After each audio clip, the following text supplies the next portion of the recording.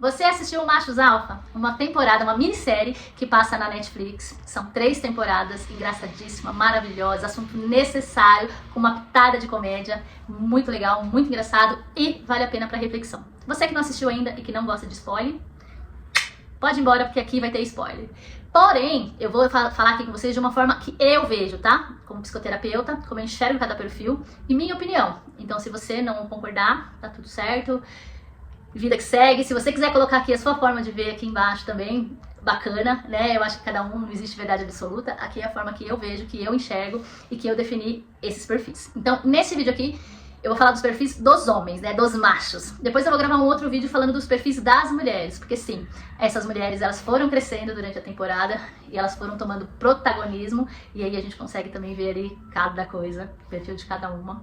Mas nesse momento aqui eu vou falar dos homens. Então, são 4 homens que resolvem, o Santi fala para os amigos, né, convida os amigos a fazer um curso de desconstrução da masculinidade. Afinal, eles são machos, eles são homens tóxicos, né, tem uma masculinidade tóxica. Então eles resolvem fazer esse curso. E aí, gente, acontece cada coisa.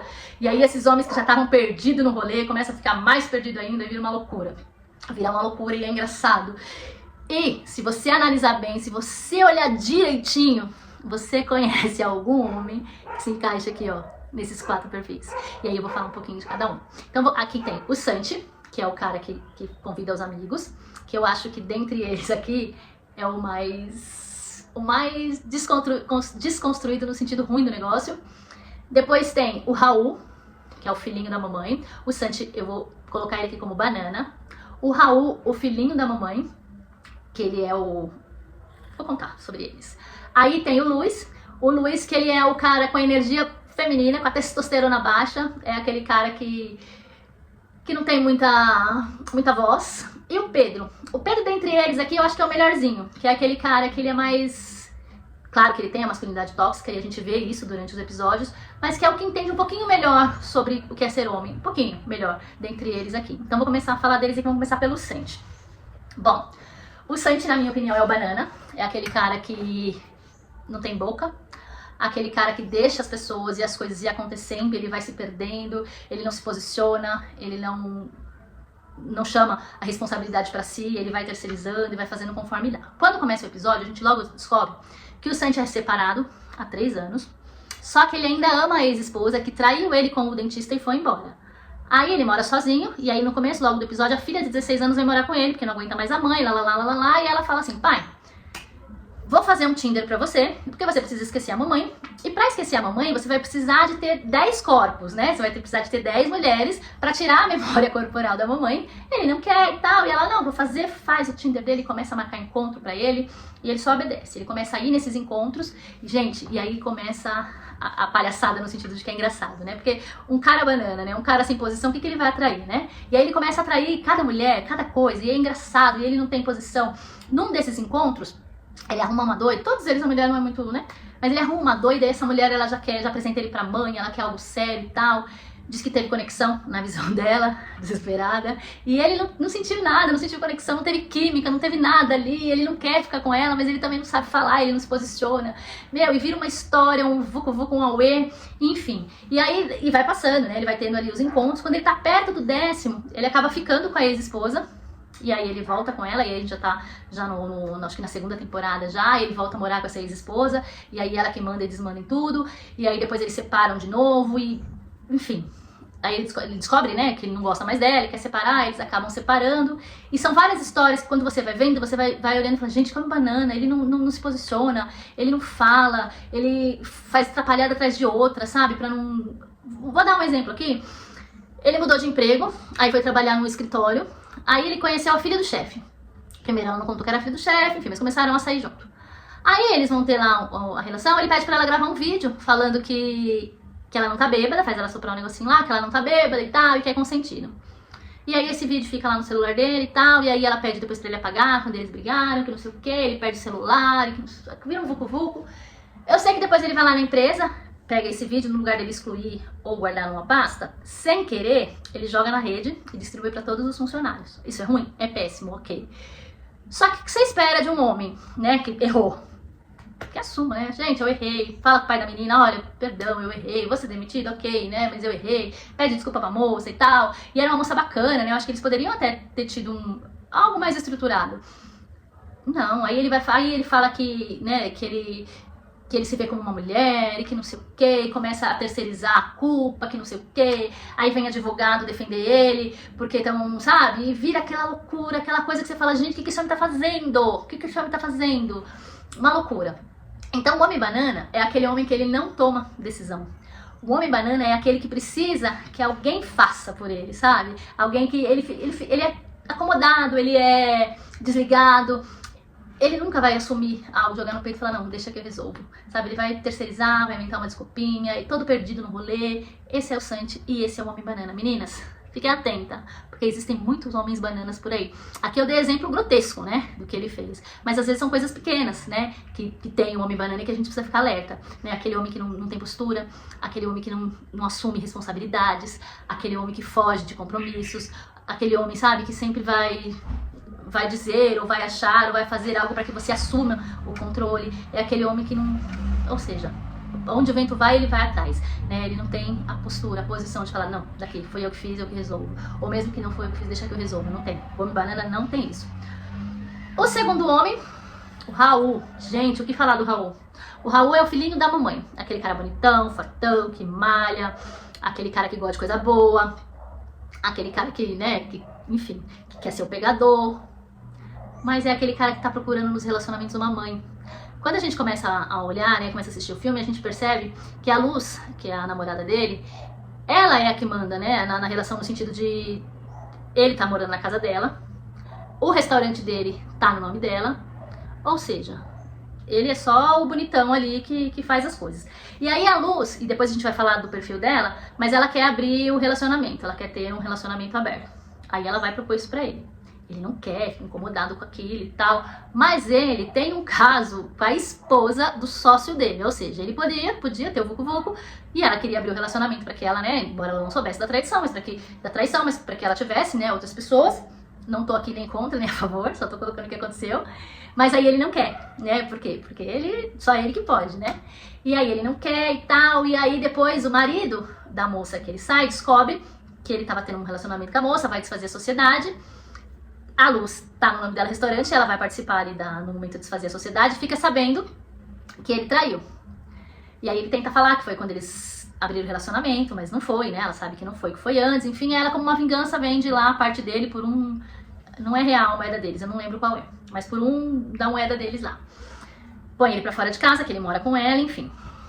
Você acha que ele vai alugar uma casa, comprar uma casa pra morar? Não, né? Ele vai morar com um amigo. E aí, ele vai e volta com ela, enfim, acontecem várias coisas. E aí depois ele vai abrir uma outra sociedade.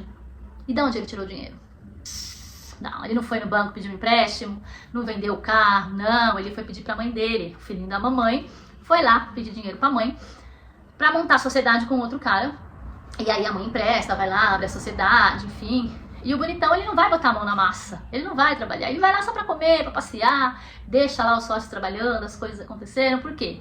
Porque o filhinho da mamãe precisa trabalhar, né? O filhinho da mamãe tem que só ver. E é isso, né? Ele é esse cara folgado. E é tão engraçado que teve no último episódio, ele tá conversando com a Luz, aí ele pergunta pra... Aí a Luz, eles têm um relacionamento aberto, depois ela fala da anarquia romântica, porque também ela tem um momento que ela fica perdida no rolê. E aí ela conhece uma mulher... E aí ela se relaciona com a mulher e tal, e aí ela vai casar com essa mulher. Já pulei lá pro último, tá? Só pra contextualizar aqui e contar um pouquinho do Raul. Aí o Raul fala assim pra ela, mas o que você viu nela? Aí ela falou assim pra ele, Raul, eu precisei sair com uma mulher pra poder ser a garota da relação. Gente, olha que forte. Aí ele fala pra ela, e o que eu fui pra você? Né? E o que a gente foi? Aí ela fala pra ele, eu fui sua mãe, Raul, eu fui sua mãe. Ou seja, né, ali ela entendeu que ela era como se fosse a mãe dele, porque ela cuidava dele, cuidava do dinheiro dele. E que ela se sentiu menina, uma garota, quando ela conheceu uma outra mulher com uma energia masculina maior que a dela, né? E aí eu entendo, depois quando a gente fizer lá outro vídeo na análise dela, eu acho que ela não é nem bi de verdade, né? E eu acho que ela, nessa necessidade de se sentir menina, né? Ela viu que alguém que pudesse cuidar dela, né? Que ela pudesse ficar tranquila, que ela falou, eu fico tranquila com ela. Porque ela se sentiu ali na posição feminina, sabe? E o Raul, ele precisa tanto dessa mãe, né? Dessa figura que comanda, que ele se envolve com uma mulher. Essa mulher é aquela mulher religiosa, é uma mulher manipuladora, é uma mulher que ela quer casar e ela encontra nele um alvo. Por quê? É o filhinho da mamãe, eu vou poder manipular ele, porque eu vou ser a que manda, entendeu? E ela começa a manipular o Raul. E aí ele quer ter relação com ela fala, não, porque não sei o que, precisa de conexão, precisa do casamento e tal. E ela vai enredando ele, até que eles têm ali relação, aí ela fala, então agora não tem compromisso. Aí ele aceita o compromisso, se sente ali, né, preso, inconscientemente falando, pô, meu a mãe. E aí eles vão e casam, e no dia do casamento ele trai essa mulher. E você acha que essa mulher separou dele? Não. Por quê? Porque ela não queria, ela quer alguém pra mandar, pra manipular. Ela continuou com ele ali, né? E ele sendo ali manipulado.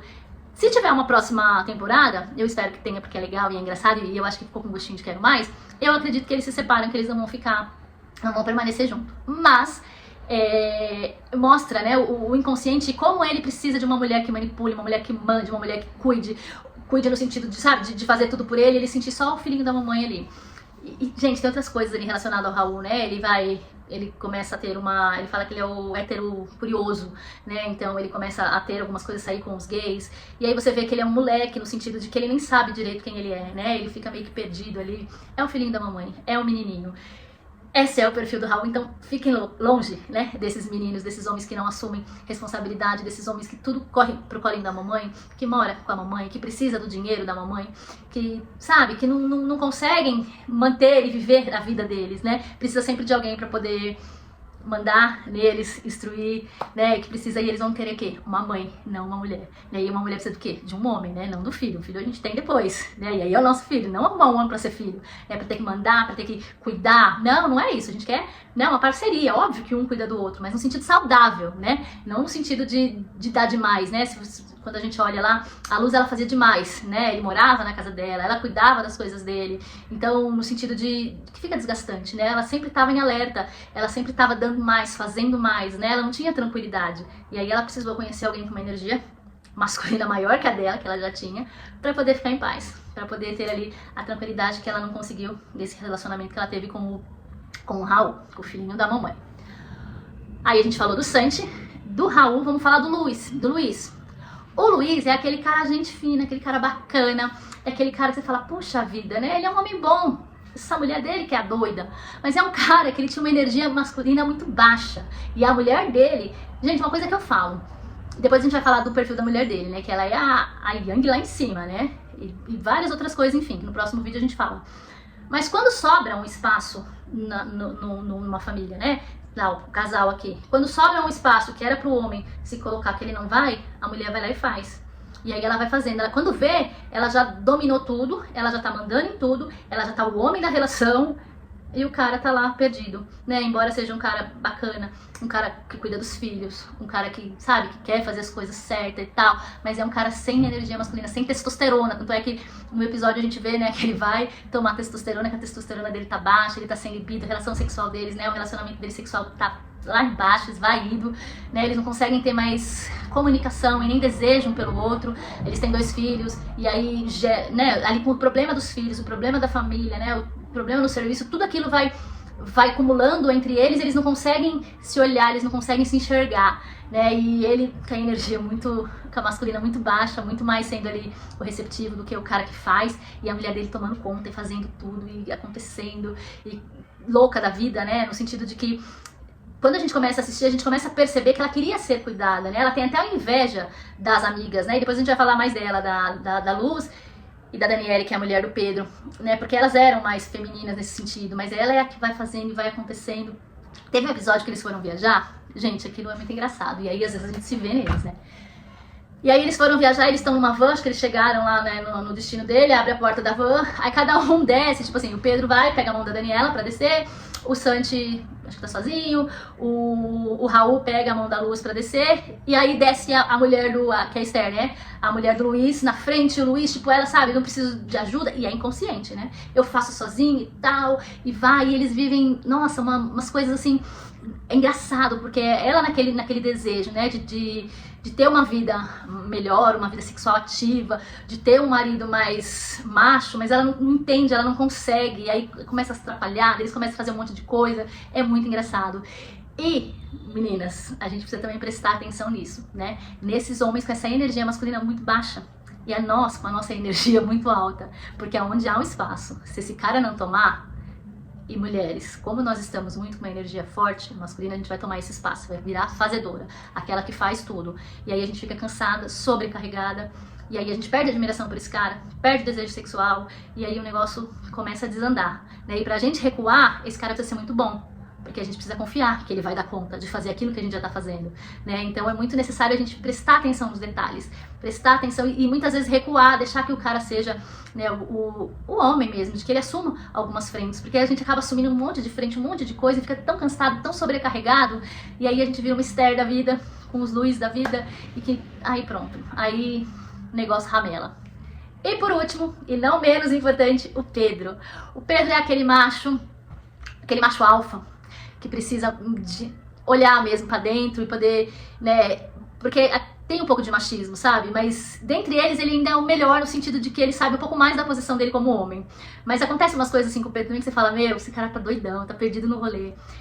Ele perdeu o emprego por uma mulher, então começa aí, né? Ele começa o episódio já, ele sendo demitido, e aí colocaram uma mulher que tinha uma visão assim, e aí aquilo já mexe com o ego dele, né? Imagina, um machão perdeu o emprego por uma mulher, ser substituído e tal, ele já fica ferido, com o ego baixo, aí não quer contar que perdeu o emprego porque tem vergonha, afinal, eu sou o provedor, eu sou o cara, né? E aí a mulher dele vira influencer, começa a ganhar dinheiro, quer ajudar, e ele fica meio, não, sabe? Tipo, aceito, não aceito. Enfim, aí ele vai trabalhar numa empresa com uma mulher chefe. E aí essa mulher, olha como às vezes os homens eles são tão perdidos no rolê, né?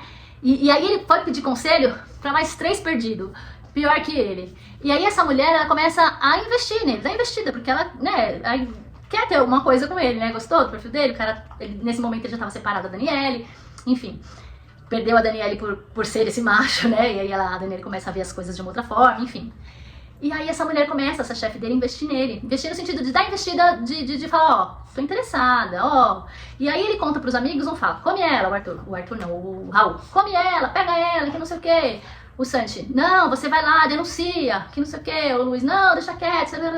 Ele vai lá e denuncia a mulher como assédio sexual. Como se a mulher estivesse assediando ele sexualmente. Aí essa mulher sai do emprego, vai para um outro emprego, depois lá no final a gente vê que ainda ele vai vender, né, o produto dele para ela, enfim. Mas ele acaba distorcendo as coisas, sabe? Como se ela tivesse realmente assediando ele e ele fosse um menino indefeso. Ó, que bonitinho, né? Um menino indefeso que foi assediado sexualmente pela chefe vulgar, né? E na verdade não era nada daquilo, né? Era só ele ter se posicionado, não ter cedido, se ele não quisesse, e depois ele arruma uma outra chefe e na outra chefe ele fica, sabe? É uma coisa assim que você fala, meu, esse cara tá meio que perdido no rolê.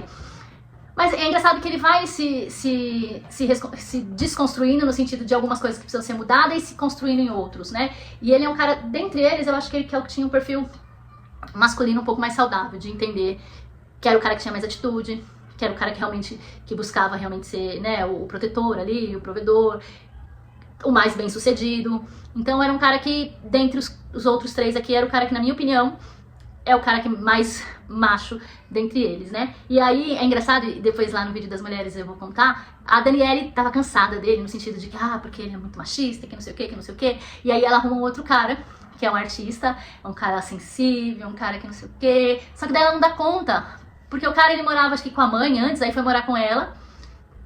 Era um cara que só pintava e chorava, né? Era um cara que não tinha atitude, que, sabe, ela que colocava comida dentro de casa, ela que fazia, era um cara que não...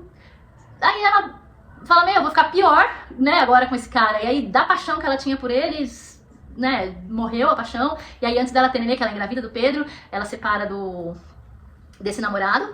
Enfim, só que não termina com o Pedro. Eu acho que pros próximos episódios eles voltam. Mas enfim, então o Pedro, dentre os 4, acho que o Pedro é o macho mais alfa dentre eles. E aí então ficou assim, o Banana, o filhinho da mamãe, o com a energia masculina baixa, né, o com a energia feminina e realmente o macho alfa. Então essa foi a minha visão aqui dessa série. Espero que vocês tenham gostado. Coloca a opinião de vocês aqui, se não concordar tá tudo certo, é a minha forma de ver, mas vamos ficar alerta, né? Vamos prestar atenção nos detalhes, né, relacionados a esses homens que muitas vezes a gente permite chegar na vida da gente, tá bom? Um beijo, meninas, até!